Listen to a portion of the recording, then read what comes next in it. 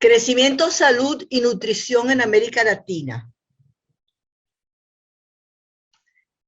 Se ha dividido en dos partes, LATAM, una visión panorámica, y LATAM, procesos y desafíos.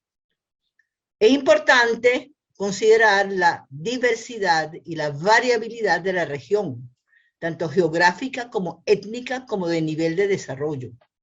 Por eso vamos a ver brevemente mortalidad materna infantil, embarazo de adolescentes, mortalidad por COVID, esperanza de vida, pobreza e índice de desarrollo humano. América Latina, la población por países, por supuesto Brasil, que es el país más grande, el que tiene mayor población, seguido de México, y luego, en azul claro, están Venezuela, Colombia, Perú y Argentina, y en color amarillo, los que tienen menor población. Esta diversidad es importante porque en México, por ejemplo, más del 50% de la población vive por encima de los 1.500 metros sobre el nivel del mar. En Venezuela solamente una pequeña porción, mucuchíe, mínima. En Perú, más del 30% de la población por encima de los 3.000 metros. Y Colombia, Bolivia, Ecuador y norte de Chile y noroeste de Argentina, un alto porcentaje por encima de los 2.000 y un porcentaje menor por encima de los 3.000 metros sobre el nivel del mar. El IPP estudió las poblaciones que habitaban en las mayores alturas del mundo, los montes Himalaya y los Andes, y encontró que las causas de talla baja eran hipoxia, el frío, la baja humedad, además de la mala nutrición, que causaban retardo del crecimiento intrauterino placentario. La composición étnica de la TAM se puede ver en este mapa. El norte de América, Estados Unidos y Canadá, con un predominio de caucasoides, así como el sur de América Latina, Argentina, Chile, Uruguay, Paraguay. Pero el resto de América Latina tiene un mestizaje en mayor o menor grado, toda la región. El mestizaje en Latinoamérica es producto de la mezcla de tres grupos étnicos, indoamericanos, africanos y europeos, por inmigraciones de varios siglos.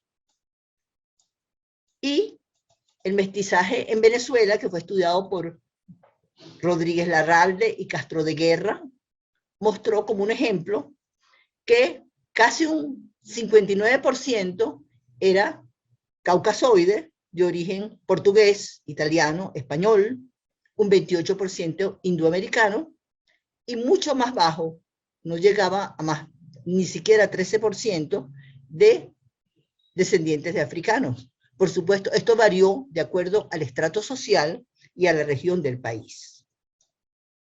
Cuando se estudian las estimaciones de mestizaje a partir de la herencia biparental, también por Castro de Guerra, y se compara a Colombia, Ecuador, Perú y Venezuela, se ven las diferencias en las estimaciones caucasoides de la región, pero que siempre son mayores que a lo africano y amerindio.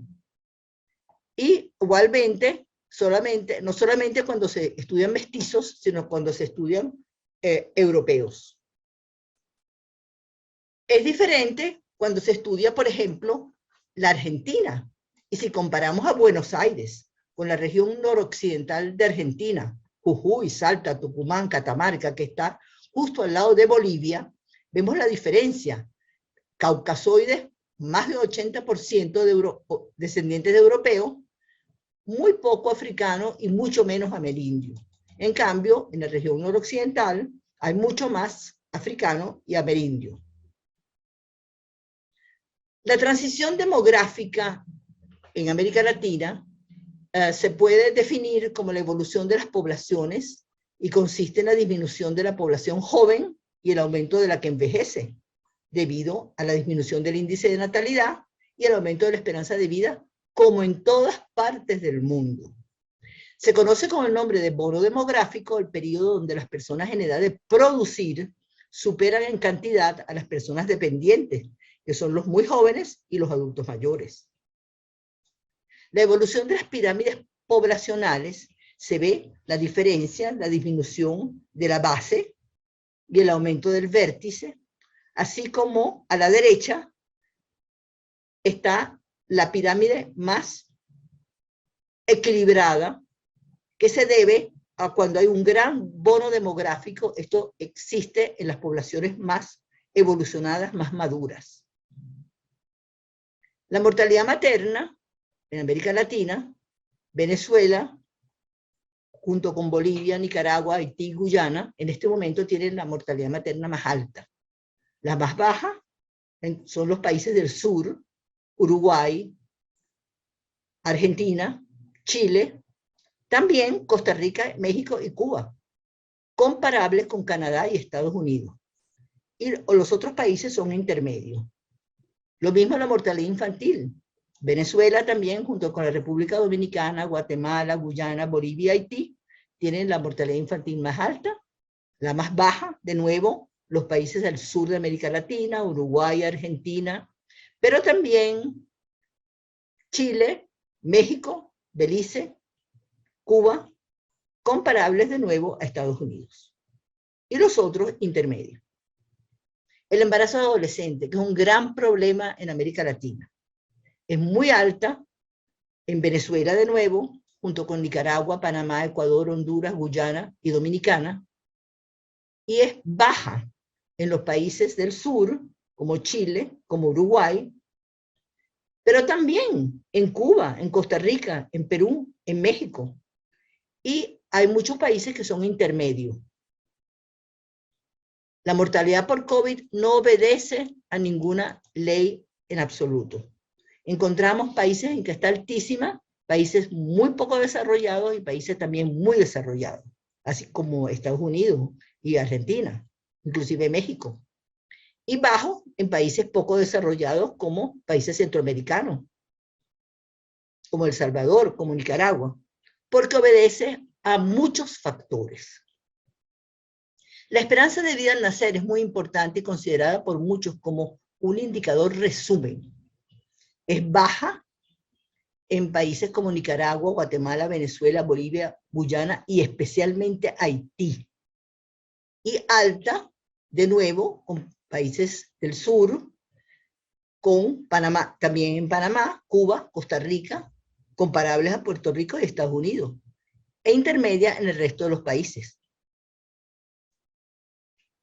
La pobreza es alta en Venezuela de nuevo, junto con países centroamericanos y Haití, y baja en los países del sur como Argentina, Uruguay y Chile.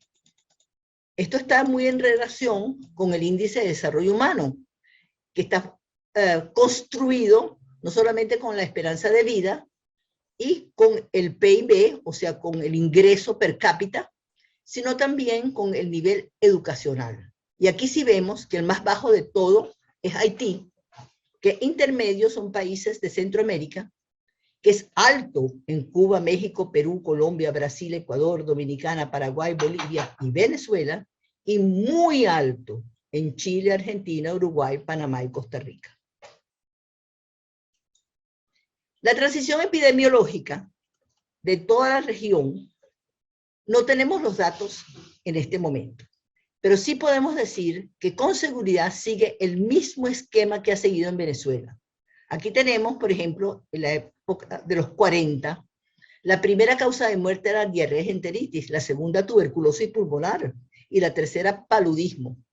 Y la cuarta causa de muerte era enfermedades del corazón. Pero desde el año 2000, la primera causa de muerte en Venezuela, así como en casi todos los países de la región, son enfermedades del corazón, seguido por el cáncer, y la diabetes mellitus comienza en 2007 a aparecer como la tercera causa de muerte. Todas enfermedades de países desarrollados. Hemos dividido los procesos y desafíos de la región en crecimiento en la región y en los primeros 1000 días de vida y la transición alimentaria y doble carga nutricional, que son los grandes problemas de la región latinoamericana. La talla adulta, con fuente de la Red Científica de Salud, que colabora con la OMS, con la OMS, muestra que los hombres más altos de la región son los argentinos, mientras que las mujeres más altas de la región son los uruguayos. Pero en general, en el cono sur de nuevo, Chile, inclusive Paraguay, que es un país menos desarrollado que Argentina y Uruguay, están los hombres y mujeres más altos de la región. Pero también Venezuela, Colombia, México, tiene alturas consideradas altas en el mundo, no altísimas, pero altas en el mundo, y las mujeres también. Sin embargo, cuando se estudian las encuestas nacionales de crecimiento, las correspondientes a Argentina, Cuba y Venezuela se realizaron en las décadas de los 70 y los 80, incluyendo a todas las regiones de los países, tanto urbanas como rurales. La encuesta de Colombia se realizó en 2015, en niños y adolescentes de estrato medio y alto urbanos, nada más. La encuesta de Ecuador se realizó desde 1999 hasta el 2012.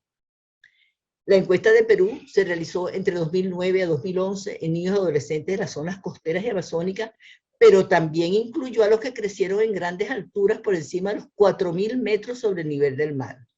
Así que vemos que no son totalmente comparables.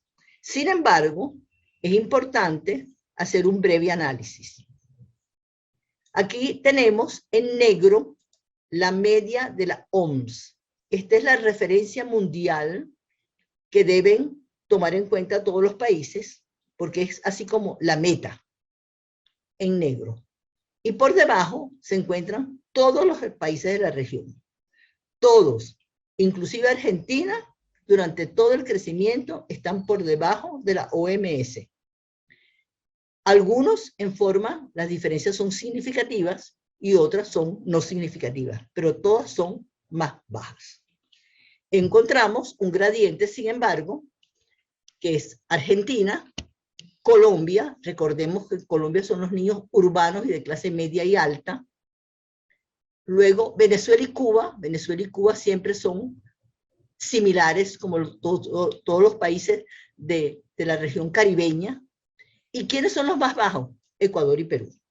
Siempre son los más bajos Ecuador y Perú, debido básicamente a las etnias que son distintas.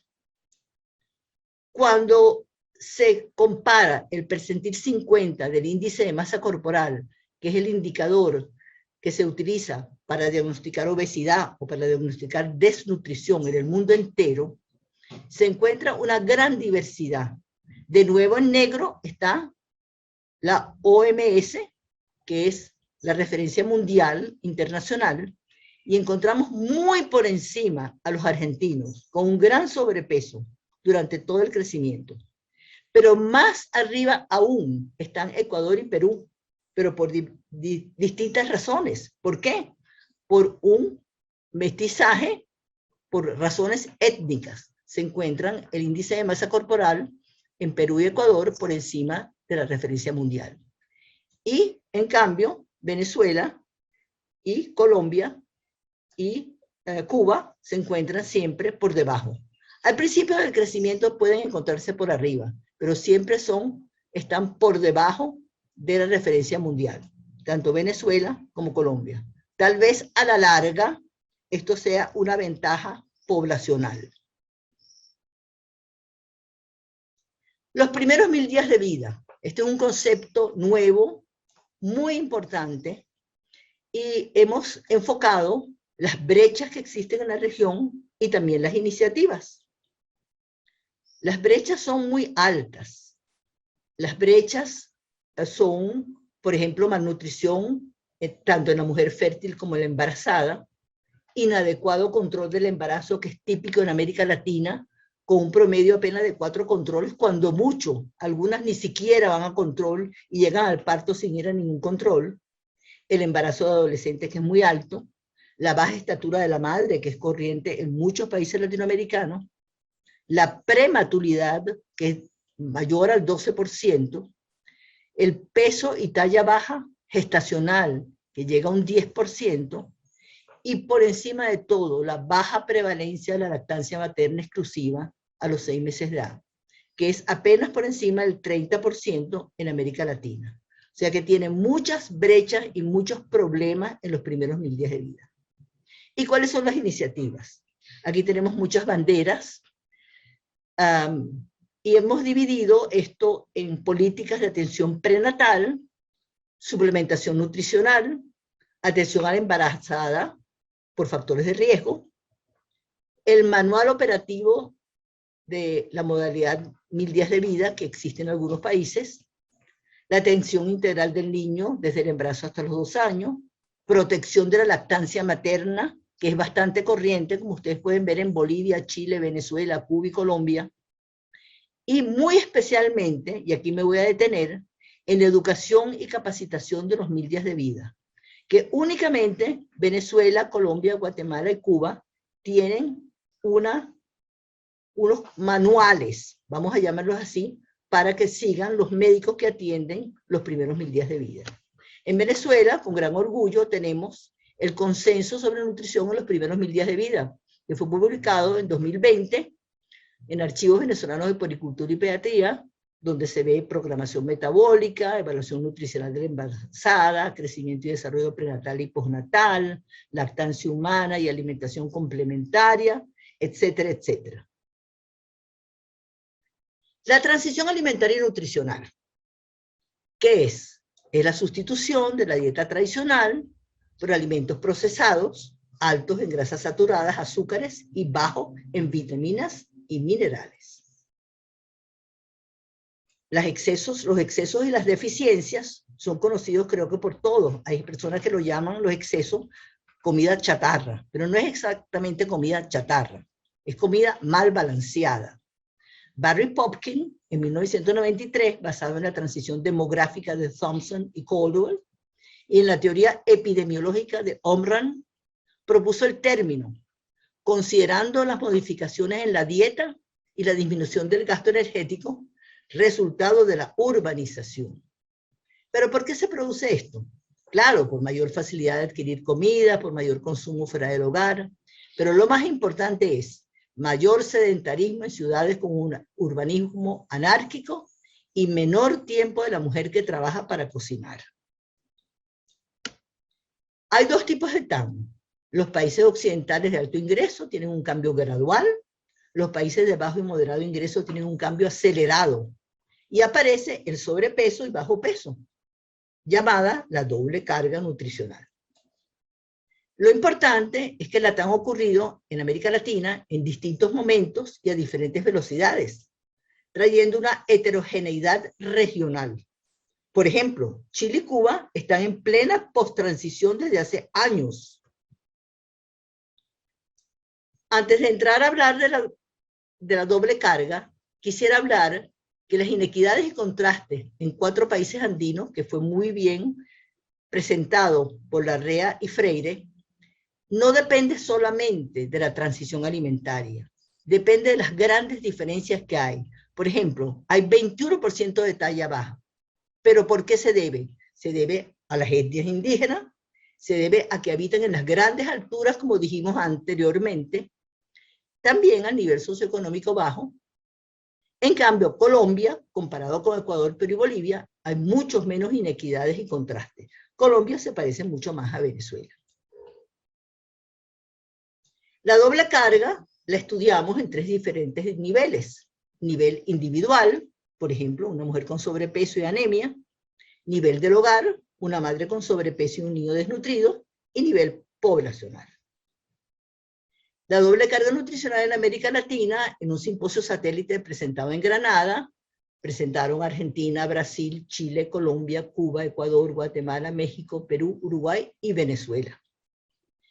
Y se publicó en American Journal of Clinical Nutrition. La talla baja fue máxima en Guatemala, alcanzando casi 50%, seguida de Ecuador, y la menor en Chile, prácticamente no existe, 2%. Sin embargo, el sobrepeso mayor es en Chile, Uruguay y México. Grandes problemas.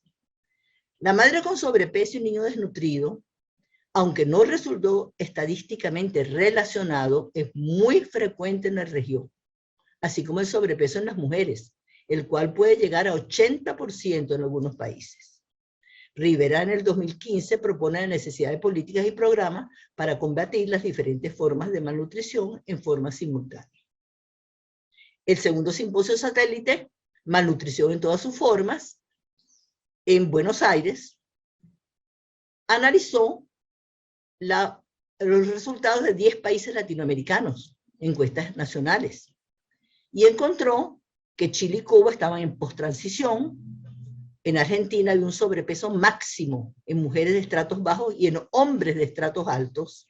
Este esquema, mujeres de estratos bajos y hombres de estratos altos obesos, es muy corriente en algunos países de la región, especialmente en países bien desarrollados, como Argentina, como Brasil, como Chile. La talla baja nutricional relacionada con la baja educación llegó hasta 25% en algunos países.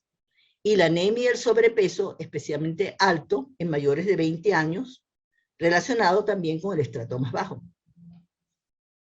La doble carga nutricional y el síndrome metabólico es muy importante, ya que hay una manera de medirlo, la circunferencia de cintura, muy fácil, la cual debe ser inferior a los 90 centímetros en los hombres, inferior a los 80 centímetros en las mujeres. Si es igual o mayor, eso implica riesgo, ya que hay obesidad abdominal y puede estar acompañado de dislipidemia, hiperglicemia e hipertensión arterial, que es el síndrome metabólico. Y eso está muy relacionado con la inactividad física en América Latina, que es una de las más altas del mundo. Se encontró que 30% de los hombres y 42% de las mujeres son inactivas en América Latina, comenzando con Brasil, Colombia, Paraguay, Surinam, Costa Rica, Argentina, Guatemala, República Dominicana, Cuba y Bahamas, todos por encima de la media. El estudio latinoamericano de nutrición llamado ELANS se hizo en Argentina, Brasil, Chile, Colombia, Costa Rica, Ecuador, Perú y Venezuela. Y se encontró, cuando se midió la actividad física por IPAC, que es un cuestionario muy reconocido en el mundo entero, que variaba muchísimo y que la actividad moderada era la regla en todos estos países. Muy pocos países practicaban una actividad vigorosa en la región. La doble carga nutricional en Venezuela, debido a la crisis humanitaria compleja de los últimos años, ha cambiado totalmente. El déficit nutricional se ha duplicado o triplicado y el sobrepeso ha disminuido. Aquí encontramos una presentación de la Fundación Bengoa, en que vemos el exceso como ha disminuido y el déficit como ha aumentado, y también unos resultados de Kania entre el 2005 y el 2016, en que se ve claramente cómo ha aumentado la desnutrición hasta 28% y el sobrepeso ha caído hasta 1%.